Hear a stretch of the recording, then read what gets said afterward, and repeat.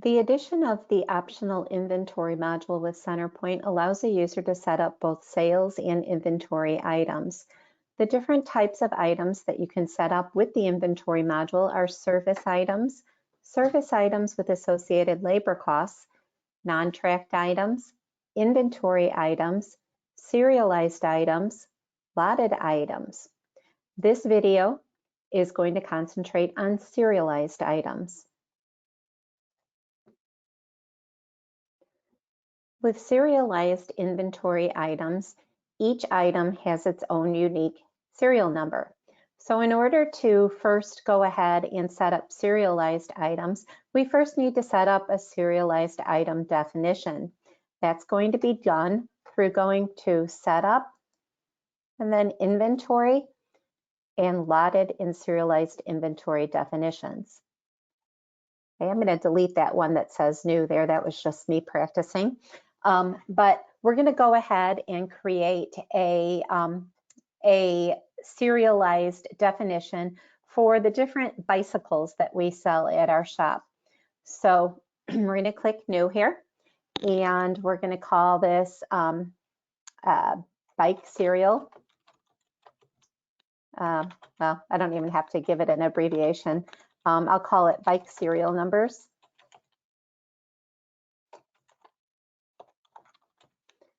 Okay, and the type of definition it is it could either be a lotted inventory or a serialized inventory, and mine's going to be a serialized inventory. So obviously the first thing we want to track about any serialized inventory is the serial number. However, we're also able to choose some other information about it, such as I might want to record an integer that is going to be the size in centimeters. Okay, actually I'll do CM like that. Okay, and we might also want to include a color. So that might be a text information, and the label for that field is going to be color. And you can see down here that these are the fields of information then that we would be tracking about each one of these items. So we can go ahead and click save on that.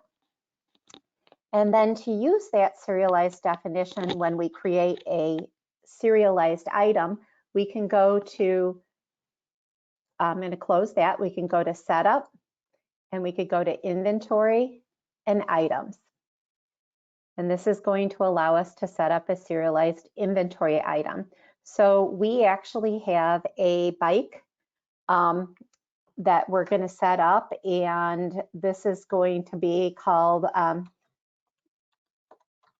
Sweetdale I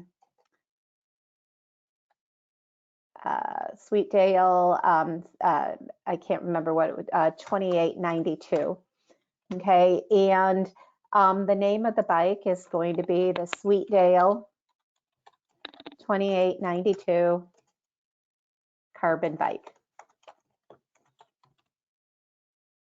Now I can put in an additional description of that bike by going ahead and typing in the description using the additional description box over here. So I can go ahead and type in some additional information about that bike and then click OK. And that's information that I want to go onto the invoice. Okay, if you want information about that bike that you don't want on the invoice, you might want to go ahead and put it underneath additional notes. For example, I might want to put in some different specifications about this bike, and I might want to just have that here for reference. So I can go ahead and open up the additional notes box. I could go ahead and put a timestamp on it, and then I can come in here and I could go ahead and put in some different specifications about this bike that we want to track, but that I didn't want to be part of the actual printout on the invoice. So I'm going to go ahead and include those over there. Okay, now you can go ahead and choose a sales group for that. So first of all, I went ahead and set up the item name and the description, which I can get back to at any time. Oops, for some reason it didn't keep my description in there. So let me go ahead and put that description in. I must have hit cancel on that instead of save on that. So we're going to go ahead and we're going to put that description right back in there. Okay, there we go. And I'm going to go ahead and click OK on that. And then we're going to choose the type that it is. This is going to be a serialized item. So again, these are our different item types that I talked about earlier. And I'm going to choose that this one is a serialized item. The sales group, I've got a sales group already set up called Bike Packages. Now, sales groups allow you to, by assigning something to a sales group, there's several reports that you can print out by sales group. And then the other thing it does is it allows me to create some defaults. So as I set up a sales group, I'm going to right click on the one I've selected and choose to edit it. You can see here where I can go ahead and default in a sales account, a returns and allowance count, a cost of goods account. Okay, so that's the cost of goods account I want. And if I was allowing commissions on these bike sales, I could also select what commission I wanted to track with that. So I'm going to go ahead and click Save there. And of course, if you had commissions, then that commission would come up over here as soon as I select that sales group. You're also going to select a sales tax category. This is going to determine how that item is taxed. So I have just a general merchandise and a service sales tax category. My general merchandise category, it makes this taxable in all of my jurisdictions. So you can view a video on setting up sales tax categories. You can use those on setting up items. There is actual separate video on that. Underneath status, I could choose whether or not this is current, discontinued, or obsolete. And then what is the weight stocking unit? So this is good for shipping so that they know how much this is going to weigh when it goes to be shipped. So you want to make sure that you include all the container weight and everything like that. Once again, I'm not using commissions, so we're going to skip the commission field. I'm going to mark this as taxable, so it'll be taxable for those customers that are marked as taxable customers.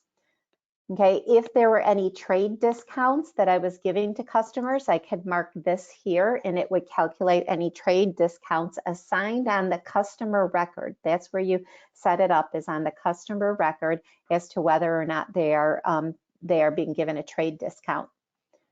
Okay, below that, we can choose the unit of measure that we are going to go ahead and sell that item in, and we could put in a suggested price. This could be the manufacturer's suggested price. So the manufacturer's suggested price on this particular item is a $1,600, and then our unit cost, which is $750. Okay. From there, I could go ahead and link this to a picture of some sort if I have a picture of this particular bike. So to add that picture to the file, I'm going to click on Link to File. I'm going to browse to where that picture might be on my computer. I've actually put that on my desktop, and I can go ahead and select that file. Now, I could actually have it previewed in the box here, or I could just click on the link to go ahead and do that. If I want to preview it in the box, I could do that, but it often distorts the picture of it. So you might want to not display it there and instead just leave it as a link so that when you do click on it, it will go ahead and allow you to bring up that picture of that item. So that's allowing me to go ahead and bring up the picture of the item. Okay, we already talked about the additional notes because that's where I went ahead and put in some different specifications about that bike that I wanted out there for my salespeople to be able to reference. They're selling these items on the floor, and if they need to know a little more information about them, they can go to this additional info tab to pull up that information.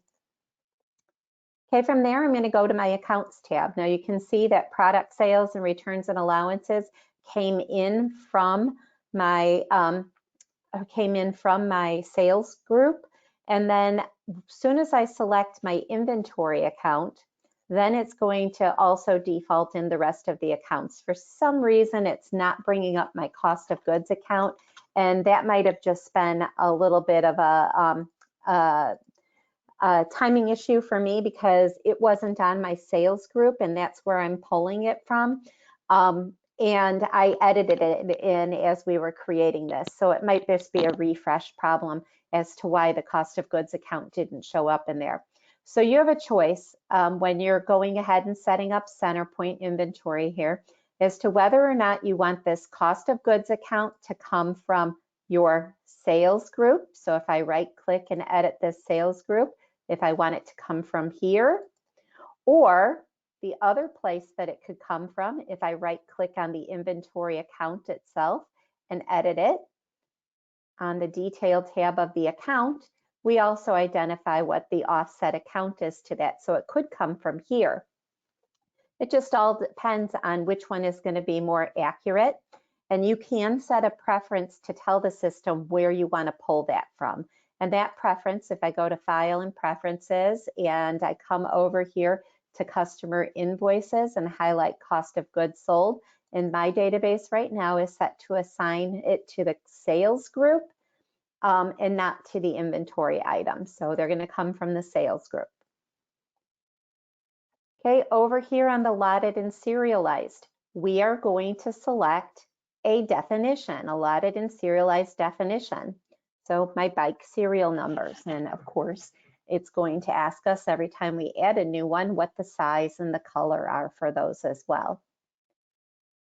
Okay, these can only be in one unit of measure since they're serialized. They can only be in each.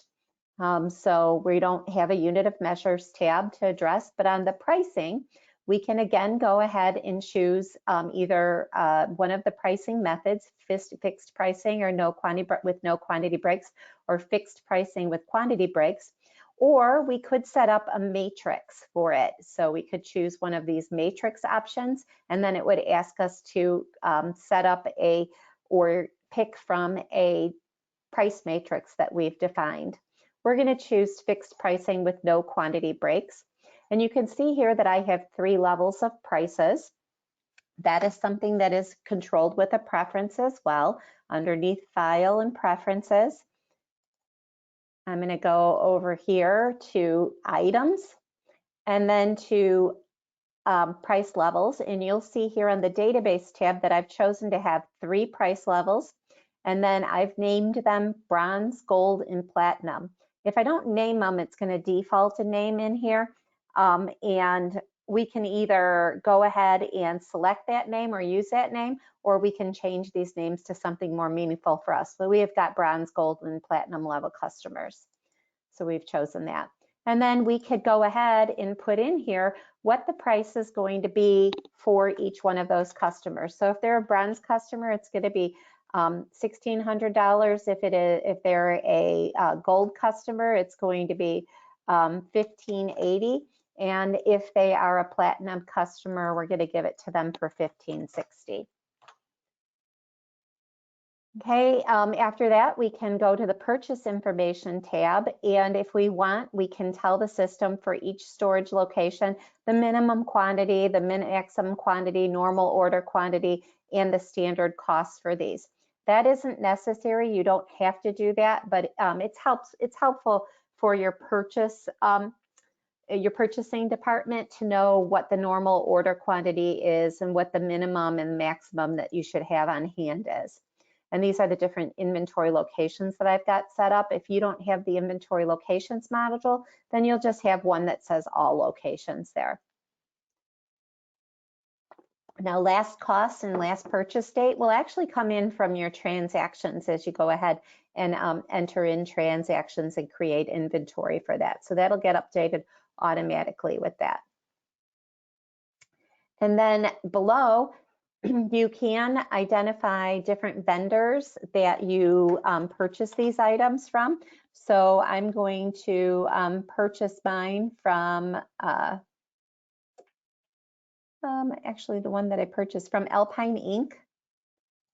And I could put in what the vendor part number is. If I had a vendor part number for that, I could go ahead and put that in there.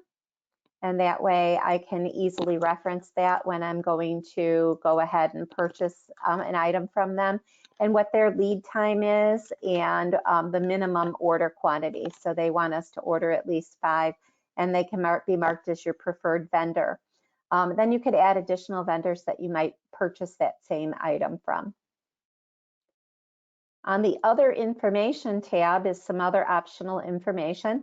You can go ahead and set up additional custom fields that you want to track about your inventory by going to File and Preferences. You can go ahead and I'm going to bring that over to the screen here. You can go to Items. So it wasn't on that screen. I'm going to go to Items and I'm going to go to Item Custom Fields. And here is where on the Database tab that I could name a custom field, give it a default value, and say whether or not it's going to be used. I can also make it be a required field here so that you have to use it when you do set it up on an inventory item. Okay, then if I go ahead and create those, they would be available for me to add to this specific inventory item, but I don't have any custom fields right now. We can also choose, if you wanted to, a different item that you could substitute this item for. So you could set up the system so that it alerts you when the inventory is gone, and it can suggest alternatives. So you can go ahead and choose one of the other inventory items that you may have already created as the alternative, or you can leave this blank if you don't want it to suggest alternatives.